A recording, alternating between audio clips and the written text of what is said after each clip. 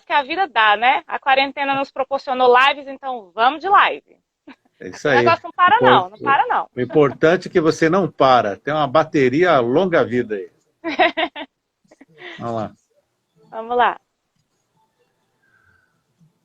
Estamos de volta, começando a segunda hora do Revista Justiça dessa sexta-feira, dia 28 de agosto de 2020, 9 horas e 6 minutos. Giro pelo mundo. Esse é o Giro pelo Mundo da Rádio Justiça, trazendo as principais notícias internacionais da semana. Nossa convidada é especialista em direito constitucional, filosofia e direitos humanos, também estudiosa de assuntos latinos e com livros publicados em vários países, a doutora Olívia Ricarte. Doutora Olívia, seja bem-vinda. Bom dia. Bom dia, Sérgio. Bom dia, equipe da Rádio Justiça. Bom dia, amigos, ouvintes, amigos das lives. Aqui, minha do Sérgio. É sempre um prazer a gente estar aqui toda sexta-feira para a gente conversar sobre o que aconteceu de relevante no cenário internacional. Vamos lá? Vamos lá então, doutora Olívia Ricarte. Semana bem movimentada, vários assuntos. E a senhora começa falando sobre um suposto envenenamento, típico filme de 007, de lá, Alexei, como é que fala o nome dele aqui? Opositor do Putin. Então, é Navalny ou Navalny, depende do sotaque. Cada país tem falado de um jeito aí, pelo que eu estou vendo nos veículos de comunicação. Mas o que importa não é muito sotaque não, viu, amigos? O que importa é o que está acontecendo por lá mesmo, que, como o Sérgio disse, parece um roteiro tirado do filme do James Bond. Isso, é uma coisa assim, impensável. E é como ele disse mesmo, viu? A gente está em 2020, que a gente deveria estar de quarentena, porque a gente está no meio de uma pandemia, mas o mundo está super agitado. Tem coisa acontecendo aí por todos os lados e o nosso programa nunca teve um nome tão apropriado, Giro pelo Mundo, que a gente gira, viu, aqui? A gente vai girar hoje também, vocês vão ver só. E o nosso primeiro assunto que a gente vai tratar é esse daí, do Alexei Navalny, ou Navalny. Ele é um opositor russo, ele é um ativista anticorrupção russo, opositor do Vladimir Putin, e ele passou mal num voo, ali, um voo interno ali da Rússia, passou mal, passou tão mal que ficou inconsciente. E aí o voo teve que parar, fazer uma parada de emergência ali na região da Sibéria, ficou internado. Aí o prontuário do hospital russo não apontou nada de extraordinário, né? Em princípio seria ali uma infecção intestinal e tudo mais. Mas a família não acreditou, enfim, porque ele é uma figura pública muito exposta, ativista de oposição e tudo mais, então a família lutou até tirar ele da Rússia e levar para um hospital em Berlim. Nesse hospital em Berlim, amigos, aí é que o bicho pegou, viu? Porque no hospital em Berlim o prontuário foi um pouquinho, entre aspas, diferente. Por lá eles encontraram indícios de envenenamento. Sim. E para corroborar essa tese aí, né, que para alguns parece conspiração, mas para outros é bem provável, porque a gente está falando de política, né, de oposição, de regimes muito fortes, enfim.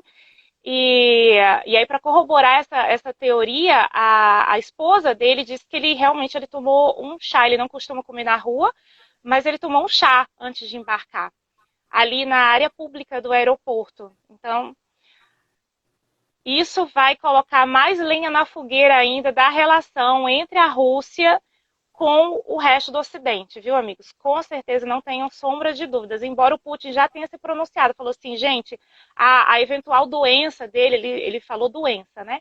A eventual doença do Alexei não pode constituir um óbice para fazer nas nossas relações mais críticas ainda. E uma das relações mais críticas que o Putin tem é justamente com o governo norte-americano, que a gente vai falar agora no nosso próximo assunto. Governo norte-americano e Estados Unidos com muitas notícias. Para começar, as convenções. Já tivemos a dos democratas, agora a republicana, doutora Olívia Ricarte. Isso. Semana passada a gente falou sobre a convenção democrata. Não só sobre a convenção, a gente explicou também um pouquinho aí para os amigos se situarem como é que é o cenário político e ideológico ali dos Estados Unidos. A gente conversou sobre a história do Partido Republicano e do Democrata, por que o país é meio que dividido entre Sul e Norte, tudo isso os amigos já estão por dentro. E essa semana a gente vai noticiar acerca da Convenção Republicana, a oposição, na verdade a situação, a oposição da Democrata, que foi semana passada.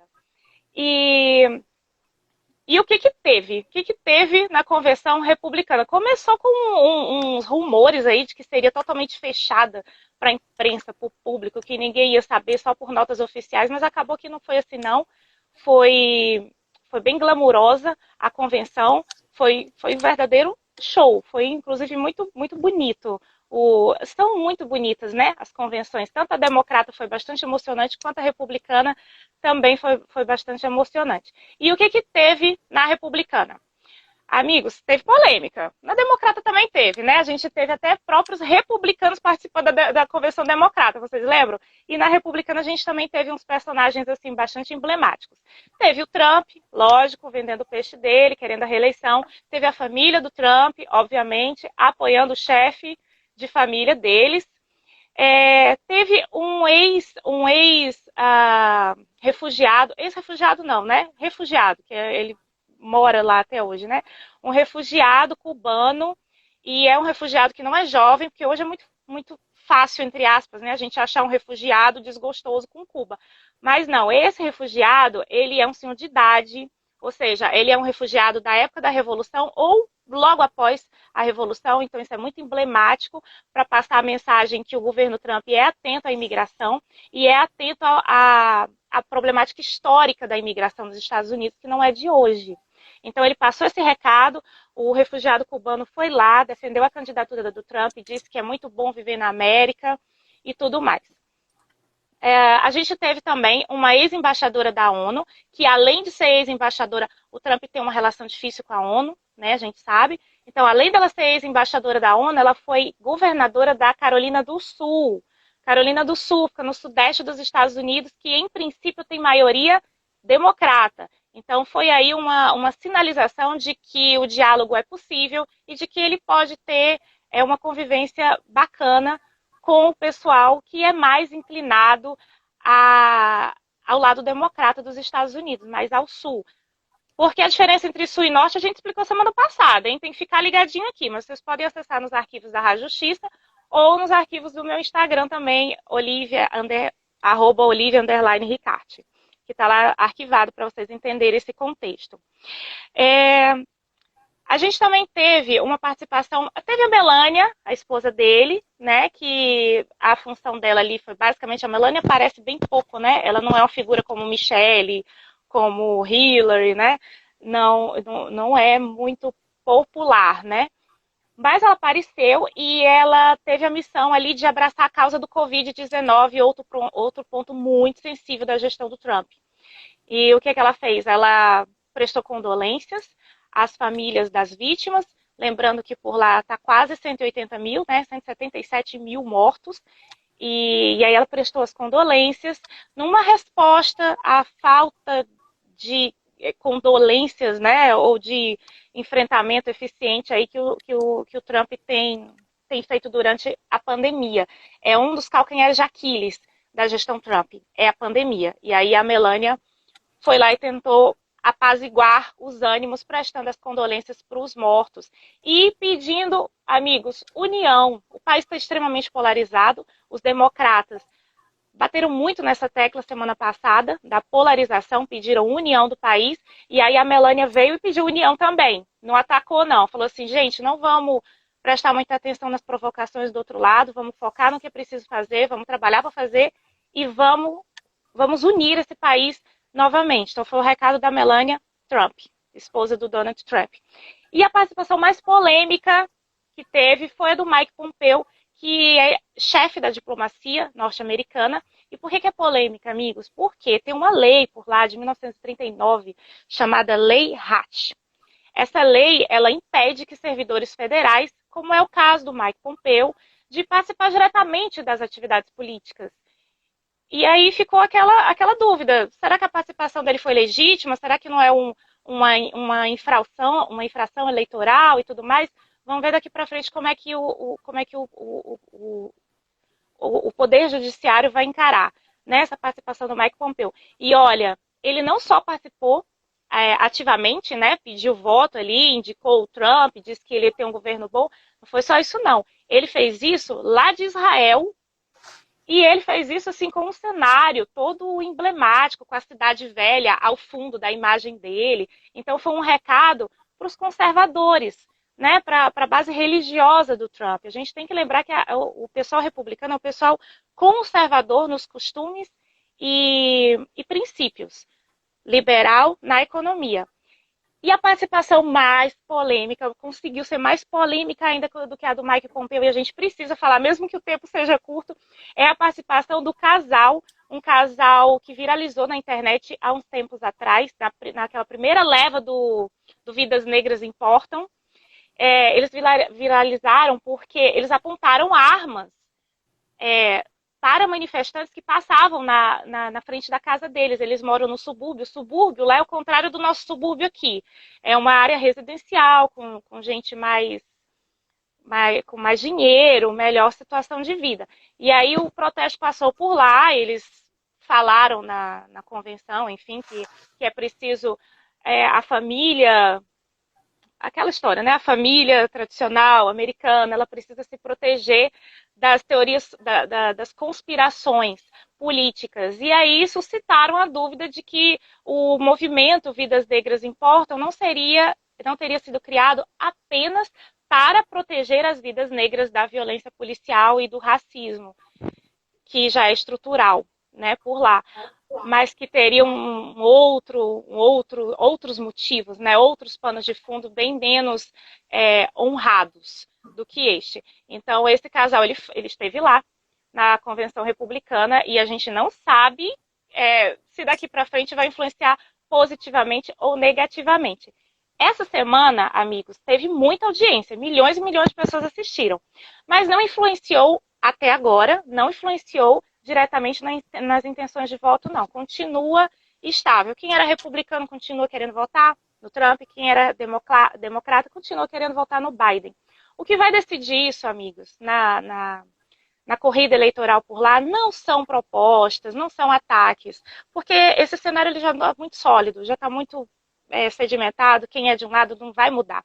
O que vai decidir a mudança do pensamento do eleitor lá nos Estados Unidos são os episódios sociais daqui para frente. O enfrentamento à Covid, os movimentos sociais do Vidas Negras Importam, que a gente vai já conversar, está tendo uma outra leva, um outro capítulo muito importante, que a gente não sabe o deslinde desse capítulo, e um ponto muito importante, que é a votação pelo correio.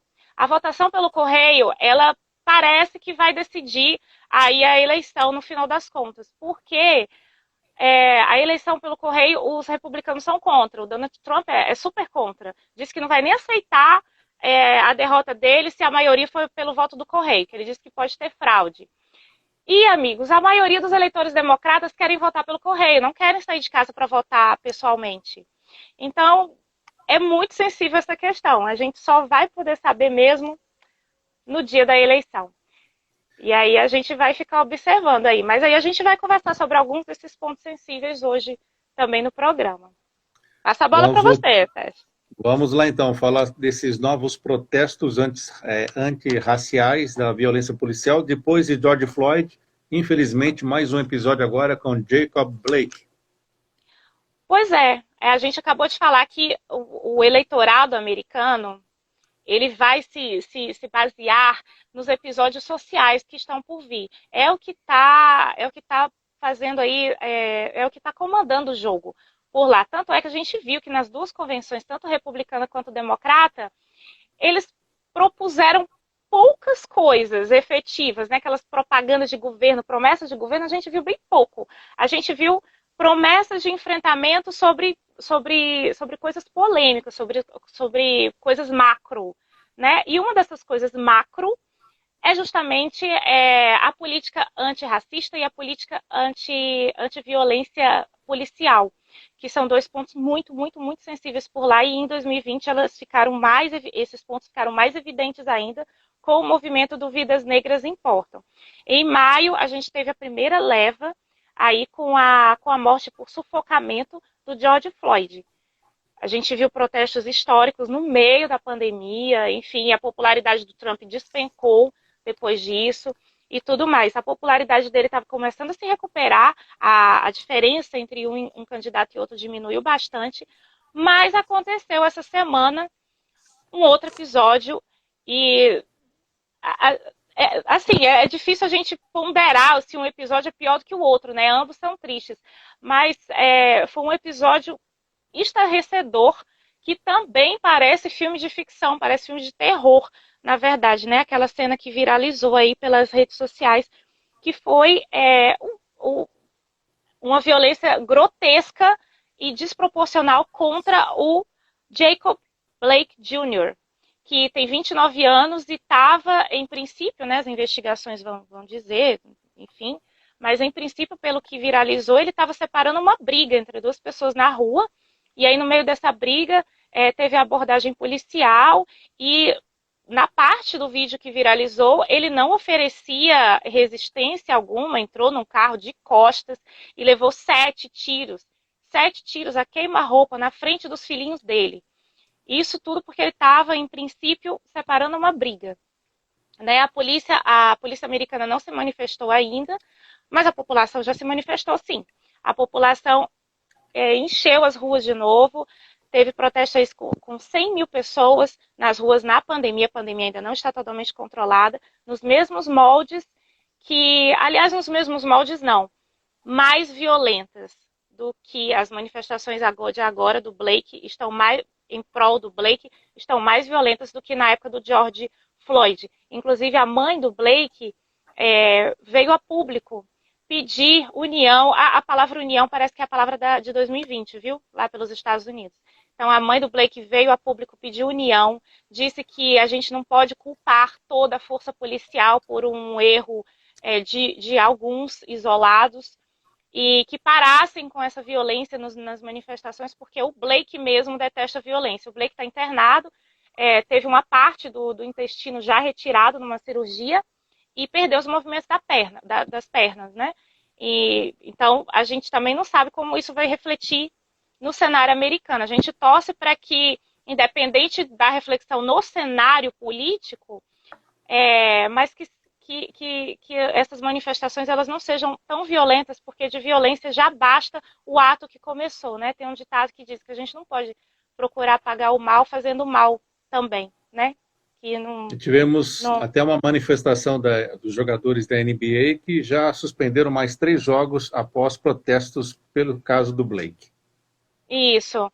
E aí existem protestos legítimos, com uma intenção pacífica, né? Mas o que mais tem preocupado a sociedade norte-americana e o mundo também, porque a gente sabe que tem reflexos, né, no mundo. O movimento Vidas Negras Importam teve reflexo no mundo inteiro, a gente conversou sobre isso no Giro pelo Mundo. Então, a preocupação é a extensão da gravidade da violência das manifestações. Então, é isso. Protestos são válidos, sim. A gente tem que buscar diminuir a violência policial e o racismo, sim, diminuir não, erradicar, na verdade, né? Mas que não seja usando os mesmos instrumentos que provocaram todo esse caos, né? Vamos fechar então falando sobre uma decisão na Nova Zelândia, a condenação do assassino de mesquitas que ocorreu lá, a prisão perpétua e a erradicação da poliomielite na África, doutora Olivia Ricatti. Isso. Nosso tempo está terminando, a gente ainda ia conversar sobre a volta, o retorno das injeções letais por lá, que é um outro ponto que com certeza vai mexer no calo do Trump, mas a gente conversa sobre isso semana que vem, porque é um assunto mais delicado, a gente precisa de um tempinho mais.